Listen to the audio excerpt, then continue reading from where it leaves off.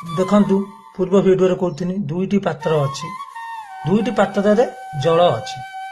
ଗୋଟେ ପାତ୍ର ହଲୁଛି, ଦେଖନ୍ତୁ ହଲୁଛି, ଦେଖନ୍ତୁ କିଛି ଦେଖା ହଉନି, ଯେ ହାତ ଫାତ ଦେଖେଇଲା ବେଳକୁ କିଛି ଦେଖା ହଉନି। ଆଉ ଗୋଟେ ପାତ୍ର ଦେଖନ୍ତୁ, ଗୋଟେ ଆଙ୍ଗୁଳି ଦେଖେଇଛି, ଗୋଟେ ଆଙ୍ଗୁଳି ଦେଖା ହଉଛି। ଏ ପାତ୍ରରେ ଯାହା ଦେଖେଇଲା ବେଳକୁ କଣ ପାଇଁ କହିପାରିବେ? ଏ ପାଣିଟା ଚଳୁଛି, ଏଟା ସ୍ଥିର ଅଛି। ସେଇବାଗେ ଆମ ମନ ଯଦି ସ୍ଥିର ନ ହଉଛି ଦୁନିଆରେ କିଛି କରିପାରିବାନି। ଆମେ ଯାହା କହିବା କିନ୍ତୁ ଅଲଗା ଜିନିଷ କରିବା। ମନେକର ମୁଁ ପୂର୍ବ ଭିଡିଓରେ ଆପଣଙ୍କୁ କହିଥିଲି, ଯେକୌଣସି କାମ କରୁଛନ୍ତି ଆগে ସେଇଟାରେ ମନ ଦିଅନ୍ତୁ।